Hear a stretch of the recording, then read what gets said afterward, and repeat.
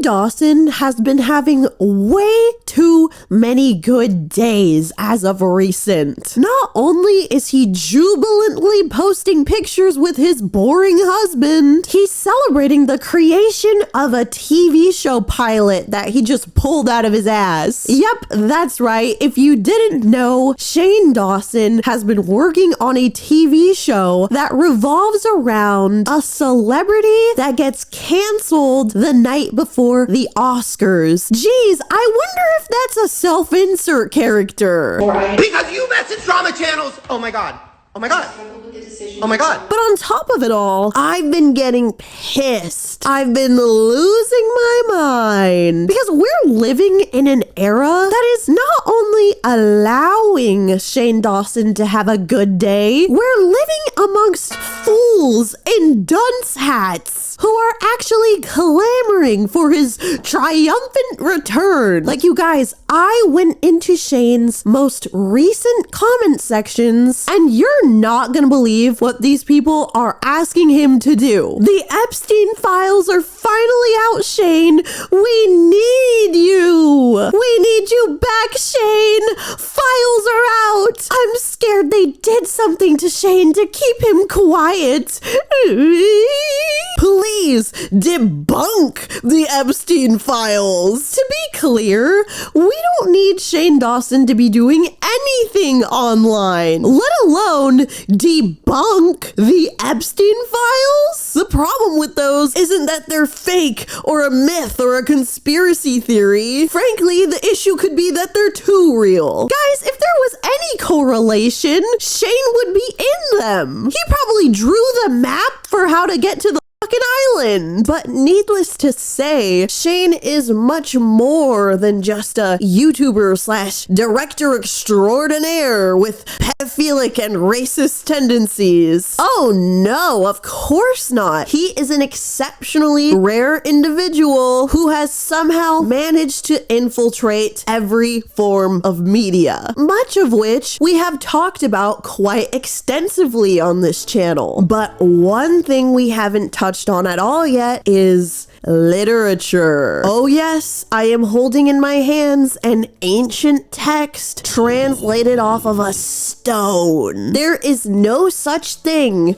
as seizing this man's communications with the world. Someone who doesn't even have the internet or a DVD player or an iPod could still get bombarded with Mr. Shane Dawson's influence, because in 2015 he published this book called I Hate My Selfie, a collection of essays. I Hate My Selfie, a collection of essays by Shane Dawson. This guy is a major deal in the world of social media. Oh yeah. And I hope he doesn't have issues. I hope this is just a catchy title. And basically, it's just him sharing poorly written personal stories about his life. And as you may have already predicted, not only are they egregiously offensive, but more often than not, these stories are just so obviously jumping the shark. And by that, I mean that so much of this is just so obviously lies. Like, I do not know why this has to exist. Like, the journal factory fucking exploded that day. All of this information belongs quietly stored underneath Shane's bed next to his piss bottles. So Shane, is that piss? No. Shane, is that piss? Do you want me to test it? But anyways, we're gonna get into the contents of this, but I also must mention that Shane actually made 2 of the short stories in this book into, air quotes, short films. I'm air quoting it as hell because truly they are just a glorified YouTube video. However, I will be bringing them up and showing clips when they're relevant. So with this book, there's no real way to like soft launch into it because right off the bat, the dedication reads, "This book is dedicated to my hilarious and caring mother. Thank you for giving me so much unconditional love. And fuck you for giving me your fat arms and wonky eye. I genuinely hate the relationship between Shane Dawson and his mother so much because I think it's enmeshment. We'll definitely be tapping back into that in Shane Dawson Part 4. But regardless of that, Hello, can we have anything nice, Shane? And by the way, I hate this picture. What is this? There's like a fly about to go into his mouth. You know what though? I'm actually really glad that I was put on edge by this because it really softened the blow for me when I turned the page and saw this image.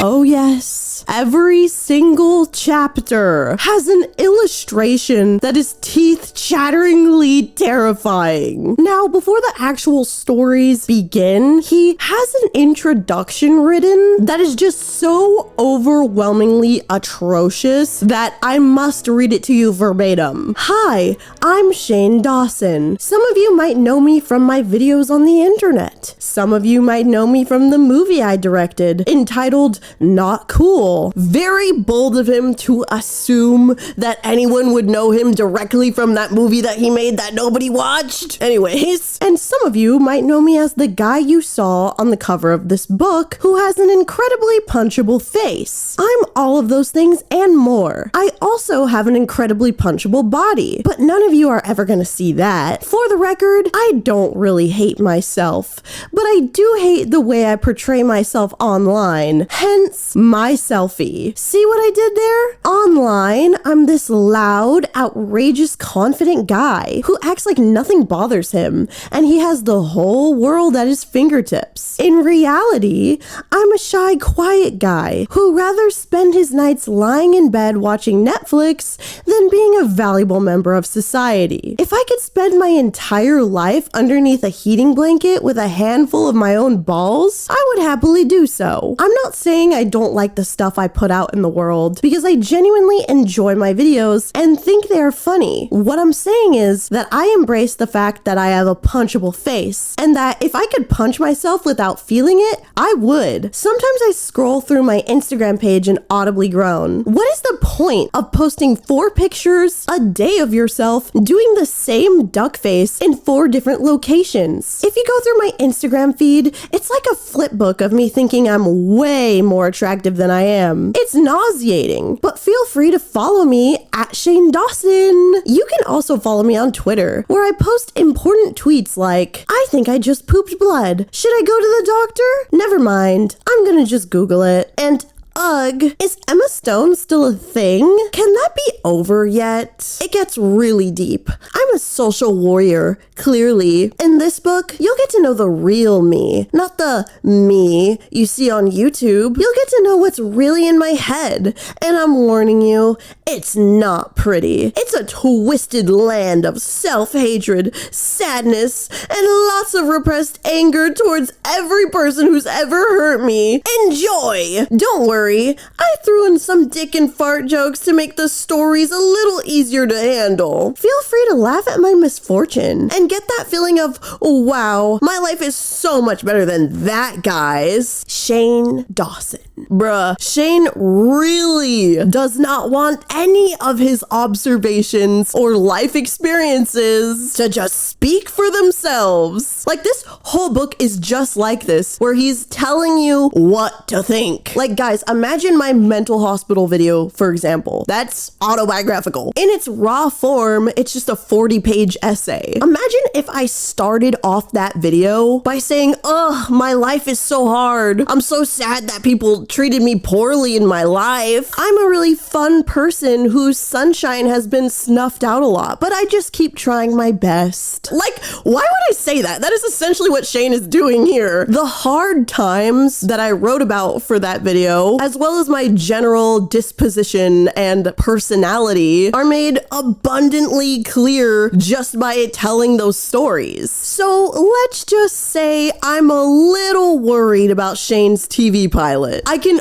already imagine how the first 5 minutes of that show are gonna go, okay? Here's my impression of the main character. Ever wondered what it's like to be canceled? Well, don't, because it sucks. It happened to me the night before for the Oscars. And you might be thinking, how could that happen to a girl with tits as nice as these and an ass that just won't quit? Just kidding. I hate myself and I have no self-esteem. So when my name started trending on Twitter and people were saying things like I'm chopped or have a head like a balloon, I immediately ordered 12 large pizzas and pigged out. Tell me if I'm wrong, people. People, tell me if I'm wrong. This is the Shane Dawson template. He is just a self-insert for everyone. Which, by the way, if no streaming service is willing to pick his show up, when places like freaking Tubi or Howdy TV exist, I'm gonna be dead. Before we get into any of that crap, though, let's have a quick palate cleanser. Believe it or not, we are going to talk about something that won't take years off of our lives, and that is how to save your hard-earned money with this week's sponsor, Chime. Folks, most Americans have savings accounts that basically earn them nothing, which is not the case for Chime. Chime is like the tough pigeon doctor of banking because their high-yield savings account earns you 3% APY. Guys, that's 7 times the national average of 0.39%. That means you'd earn in a year with a regular savings account what takes just 7 weeks with Chime. Why would you not want to earn more from your money just sitting there? Think about how many box combos from Cane's you can get with that money. And setting up the high yield savings account is super convenient. There's no fees or minimum balance requirements. You just do it one time and boom, you can automate a percentage or dollar amount of your paychecks to go straight to your savings. Another one of Chime's great features is the ability to set savings goals in the app, like emergency fund, vacation fund, box combo fund, anything your heart desires. Not to mention, it's tax season. Did you guys know that Chime members can file their taxes through Chime for free? With 100% accurate calculations guaranteed, by the way. Isn't that wonderful? And I have great news for all of you. Now is a better time than ever to sign up for Chime because they're offering up to a $350 bonus right now, exclusively through my link. So don't wait. Go to chime.com/Nikki Carreon or click the link below in the description. That's chime.com/Nikki Carreon. Thank you so much to Chime for sponsoring me. Go get your $350, guys. Now back to the video. Let's get into the first story, which is titled My Destiny, which is all about Shane going to Supercuts to get a haircut the day after his graduation, which if you do not live in a location that has Supercuts, just know that it is famously not that good of a place to get your haircut. I know I got a few botched bobs there as a child. However, this is Shane Dawson. So we're going to a version of Supercuts that does not exist in this realm of reality. Nothing gives me more anxiety than getting a haircut. Just the thought of going to a salon, barber, and having a stranger touch my head while asking me personal questions about my life makes my nerves shoot through the roof. It's the same feeling a wicker chair gets when a circa 2006 Kelly Clarkson takes a seat. Tense. But sometimes you have to bite the bullet and let Kelly Clarkson sit on your face. Body shaming woman, yay! Bro, sincerely, fuck you for disrespecting one of the queens of pop. I need you to permanently delete Since You've Been Gone from your memories because you do not deserve to listen to it anymore. So one hot Monday afternoon in June of 2006, I pulled into a shopping center parking lot and stared at the Supercuts sign that was casting a shadow on my car. I had prepared myself for this moment for weeks and I was ready. So he walks walks up to the receptionist. Receptionist, Destiny will be with you soon. She's in the back talking to her ex-husband on the phone. Me, definitely didn't need all that information, but thank you. And when the hairstylist comes out of the back, aka Destiny, he comments that it looked like she had cut her hair without scissors and had instead chosen to cover her head in peanut butter and raw meat and hang herself upside down from a tree branch in a dog park. Before proceeding, at least according to how it's being told here, to be very fucking rude and uncouth to this woman. Destiny, so what do you want? Shane, for you to tell me that you're just another sassy front desk person and Destiny is still in the back screaming at her baby daddy? Destiny, nope. I'm your Destiny. Shane, that pun is particularly terrifying. Shane, I need help. I'm scared. Can you please make me look like less of a lesbian? Destiny, aw, don't be so down on yourself. And people shouldn't judge you by your hair or your lifestyle. She thought I was a woman. Perfect. At this point, I just wanted to shave my fucking head. Shane is constantly sharing this idea that A, he was chopped as a teenager, and B, correlating that with him looking like a lesbian. These two things are intertwined so consistently that I can't help but feel like Shane is entirely unaware that the average lesbian is quite hot. This is not to mention the fact that even if they were unattractive, since when is it funny to drag a marginalized group that has done zero things to you? It's like that one meme where he's like, what you gotta say fuck me for? Get lesbians' names out of your mouth, Shane. Anyways though, after a few suggestions from Shane, Destiny decides that it would be best if she just does her thing. So she just has at it and accidentally cuts his hair way too short. I looked down at my lap and saw chunks of hair gathering near my crotch. The amount of nappy, dandruff sprinkled hair that was falling from my head made it look like God was shaving his ancient pubes. It was of biblical proportions. Ha ha ha ha ha, I'm laughing so hard. I then heard something that you never want to hear from a hairstylist. Destiny, oops,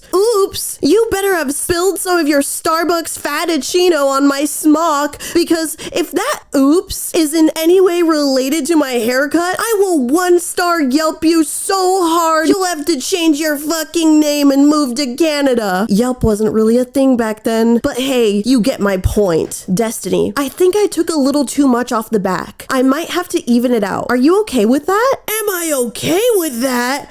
Are you fucking kidding me? You barely GED achieving tacky dressed snaggletooth.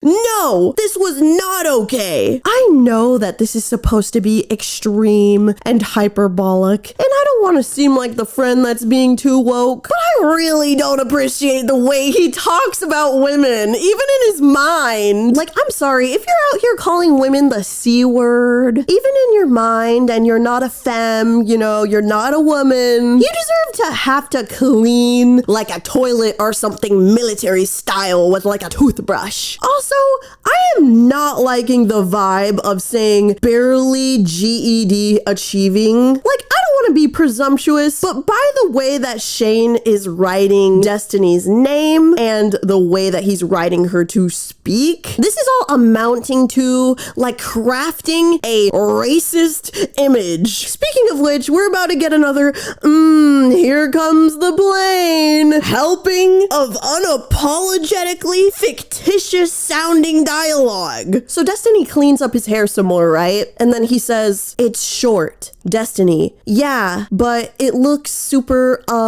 sexy? I still can't believe she said that without therping. Destiny, you know, there is a way to make it look longer. Shane, nah, I've gotten that email before. Trust me, it's a scam. Destiny, we could always straighten it. Shane, nah, I've gotten that email before. Trust me, it's a scam. Destiny, we could always straighten it. Straighten it? What does that mean? How does one straighten? Like one of those creepy Christian camps that weirdo parents send their gay kids to? What do you mean? She whipped out a large phallic object and turned it on extra high. This ends up being a canon event, like a life-altering moment, because this was the moment that his fuck-ass bang was created. Little did she know, she'd created a monster. From that day forward, I've never met a hair straightener I didn't destroy with my nappy-ass hair. If it were possible to marry a straightener, I would. I would figure out a way to consummate that marriage. It would be super gross and slightly dangerous, but I would do it. I went to my car and breathed a huge sigh of relief. I looked at myself in the rearview mirror and I stared at the new me. I wasn't the prettiest girl at the prom, but I was definitely good enough to get date raped. Wow, great stuff. The 14-year-olds reading this should really hear that. Moving on though, the next story is called My High School Musical. And this is one of the two aforementioned stories that have their own short film. And it is with a very heavy hand that I pour the word unfortunate. It is unfortunate that this is one of the short films over my sentence right now, because this one is particularly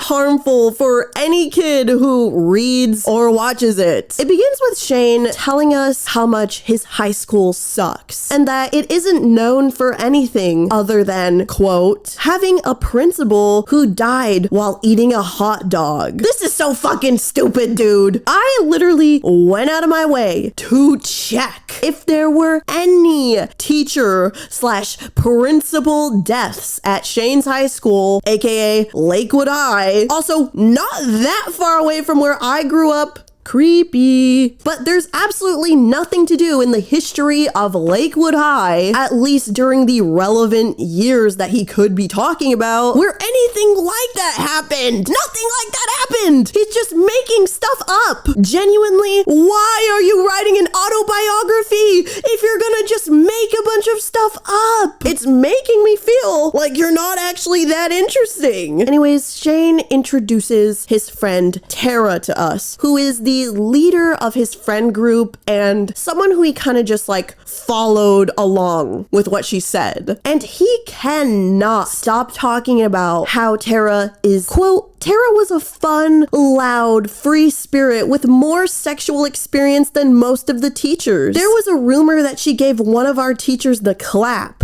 She was everything I wanted to be, minus the clap part. She wasn't afraid to take fashion risks or hit on strangers. Life was her chem lab, and she was constantly experimenting, whereas I was stuck in remedial math class, adding up the consequences to any risk I might take. One day, she came up to me with an idea I knew was bad the moment it left her dick-sucking lips. We should try out for the musical. Why? Can't we just pretend we have Tourette's and go through the Burger King drive-thru again? We did that yesterday. Come on, it'll be fun. Shane, that's what you said about searching through my mom's closet. And finding that Polaroid of her crawling on my dad's naked legs was the opposite of fun. Don't you trust me? No, I did not trust her. For good reason.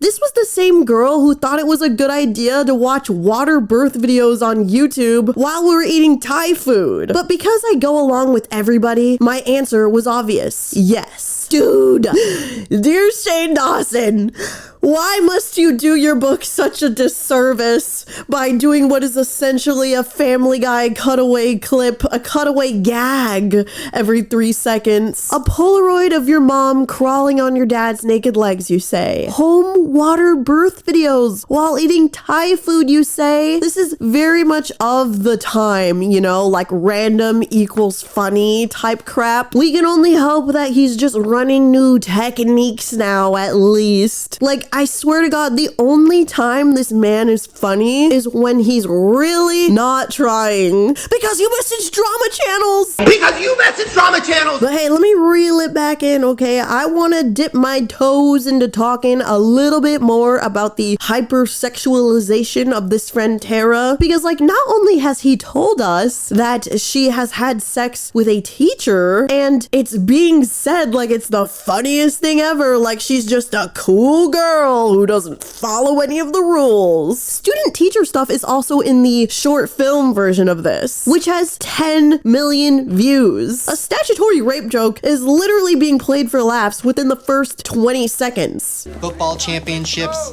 student-teacher sex scandals. And you bet your ass it's sprinkled in all over the film for extra measure. Can I talk to you like real quick? Real quick. You're hot as fuck. Thank you, sir. Thank you. I'm so excited to be here.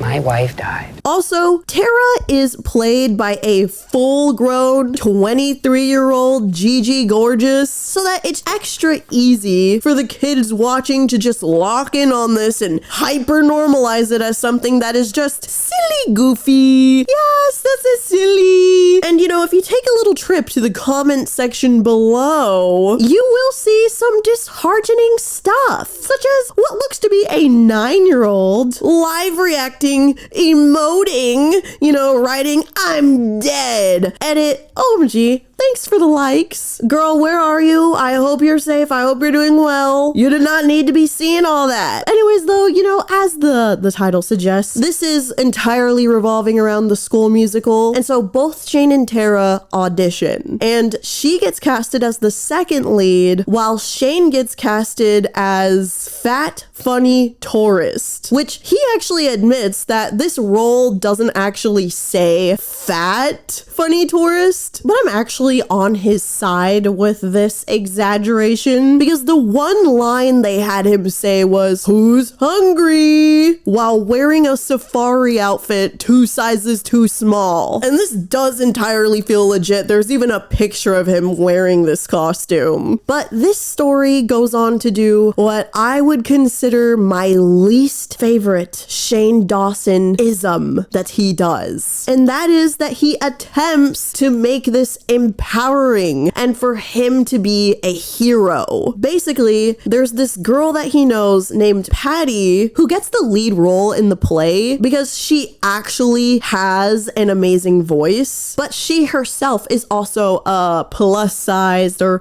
whatever beautiful big lady, whatever we're saying. We're fat maxing this summer. I don't believe that that is a bad word. Correct me if I'm wrong. But Patty ends up having like a meltdown the night of the performance. I went behind the set and standing in the darkness was Patty. She was hunched over, crying behind a fake door. Her shirt was only half buttoned. "Patty?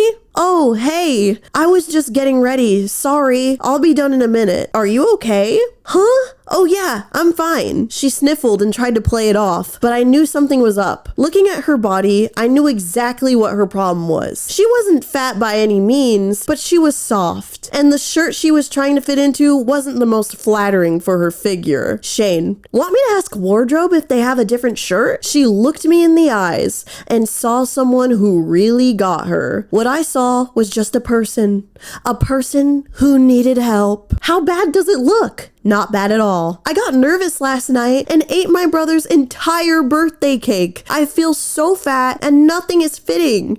Everyone is gonna laugh at me and everyone is taking pictures and video. I'm gonna look like a fat pig. You don't look fat, especially next to me. If you want, I can stand next to you during the cast photo.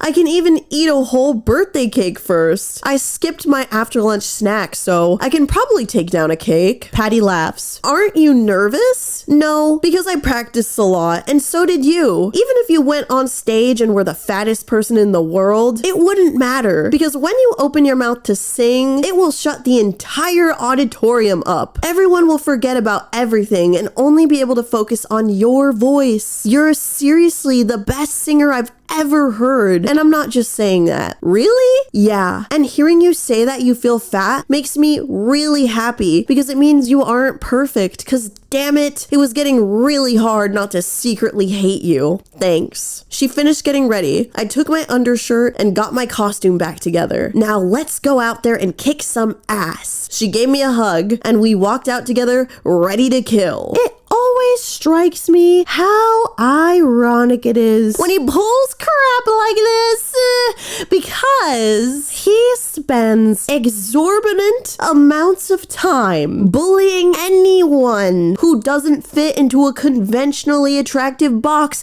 In fact, it's not even just restricted to people who are unconventionally attractive. No.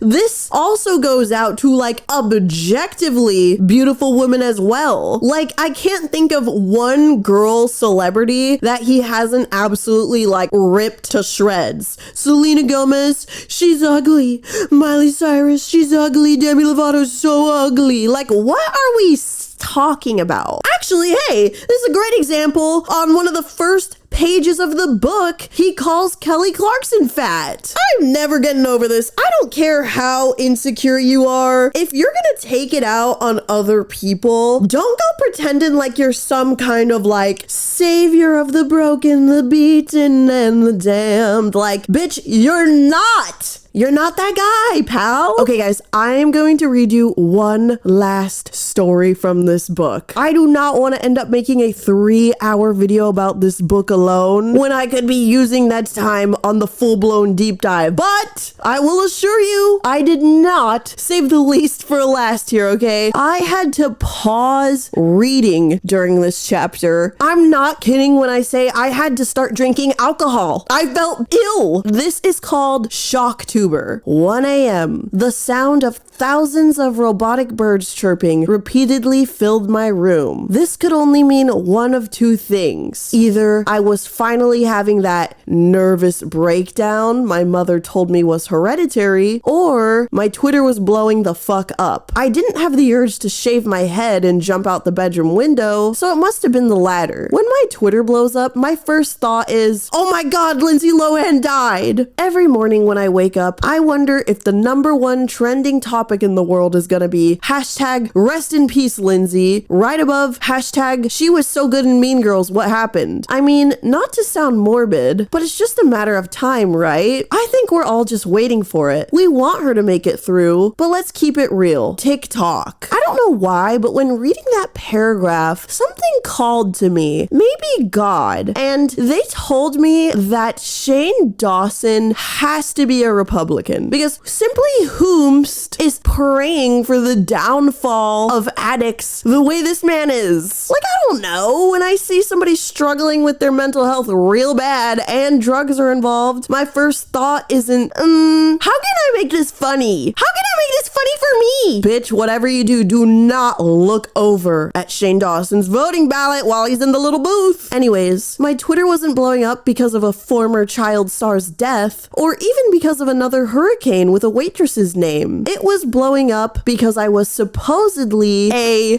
air quotes, racist. Oh, I wonder why they said that. There are few words that actually offend me. Putting my life out on the internet for so long has made me numb to pretty much every criticism and insult. I got a comment on a video once that said, I bet your grandma is looking up from hell crying because you are a stupid cock-sucking F-slur with AIDS. And my first thought was, shouldn't AIDS be capitalized? So not much bothers me. But when people say I'm racist, it really gets under my skin. My superior, perfect white skin. Okay, let's hammer it. I think people who do not have any racist allegations could afford to make a joke like that. Buddy, you're already on thin ice. What are we doing? You cannot have a history of doing blackface, saying the N-word, using black people as caricatures in your videos, and then have the audacity to make a joke about, you know, like the Aryan race. Bitch, you know who could make a joke like that? Fucking Miss Rachel. You know why? Because she's an angel and she never did anything wrong, so obviously people would know it was a joke. Here, it's just teetering straight into reality. But let me continue. So you're probably wondering what set Twitter off. What set Twitter ablaze wasn't even anything I had done, but something that people assumed I had. It was a sketch on YouTube about Harriet Tubman making a sex tape, and it went viral after CNN got a hold of it. Because some of the actors in the video are actors I have used in my work, people assumed assumed I created it, which was completely untrue and really frustrated me. I would never do a video about Harriet Tubman making a sex tape. Cameras weren't even around back then. I take creative liberties in my sketches, but I don't want them to be completely inaccurate. As I scrolled through my timeline, I saw thousands of Shane Dawson is racist and Shane Dawson hates black people tweets, and each one was like a dagger in my heart. The angry mob started posting links to other videos I had done and pointing out every offensive joke I had ever made. They started creating a narrative that I was this secret KKK member who was out to brainwash the youth of America with my sick, racist comedy, which is ridiculous. If I were trying to brainwash the youth of America, I would brainwash them into buying more merch. My merch doesn't really sell that well. It's unfortunate because it's good shit. Guys!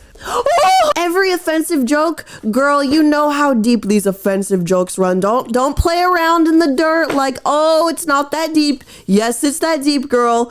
And the cherry on top of the shit sandwich right here truly is that he thinks his merch is cute. You know who actually has cute merch? Me, okay, I'm plugging it right now. Sorry, oops, I never talk about it.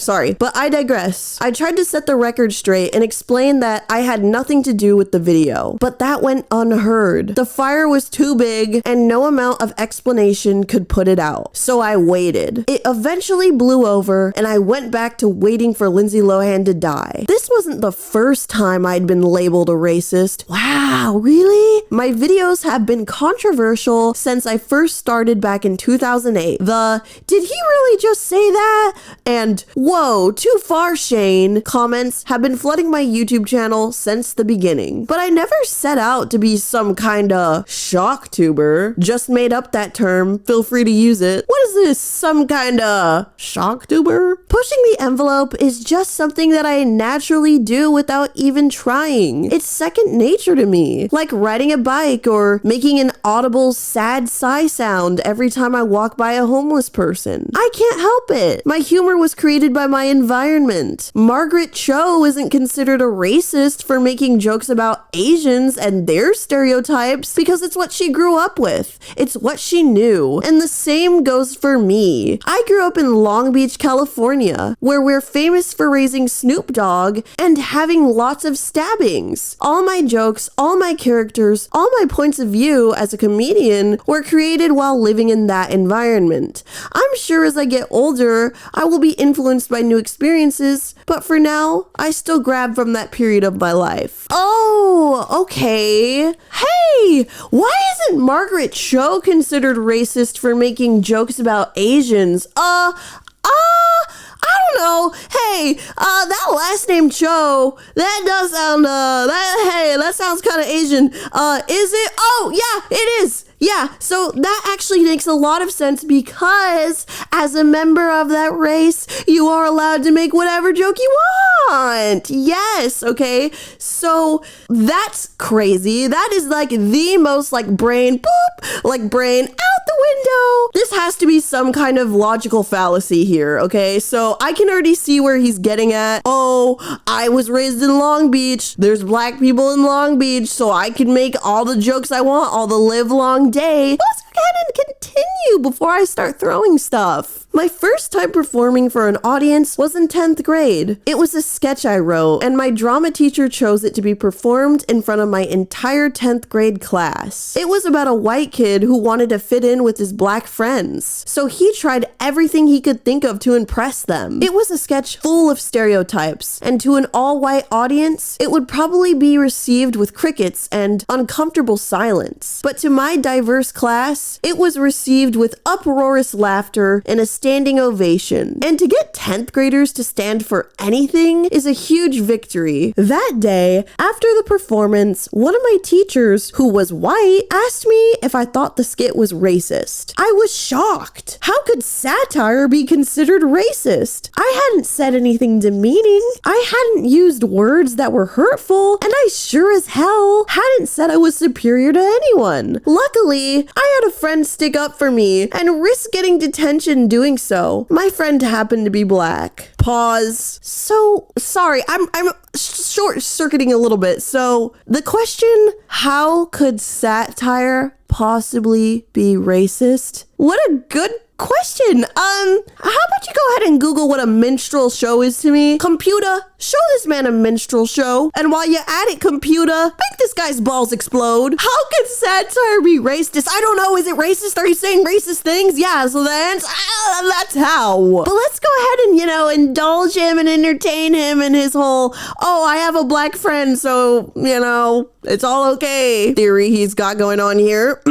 Friend. How was what he did racist? Teacher. He was showcasing stereotypes. He was encouraging people to laugh at African Americans and the way that they act. But some of us do act like that. Well, that doesn't make it right. No, it makes it relatable. I know people who act foolish and, oh my God, foolish and COON like. And those people are ridiculous to me. Shane wasn't making fun of black people. He was making fun of a group of black people who act ridiculous. Teacher, well, I disagree. Well, you're not black. You don't understand what it feels like for white people to walk on eggshells around us, scared to say anything that could be misconstrued as racist, making us feel like we should be treated with kid gloves because we can't take the fact that our skin is a different color and some people don't like us. I like laughing at shit I relate to, and I like that a white person was doing it. It made me feel more a part of this society and less like an outcast. Computer, add that to a list of things that never happened. I genuinely am shocked by how racist Shane is, because he's making half this crap up. He's making at least part of it up. So why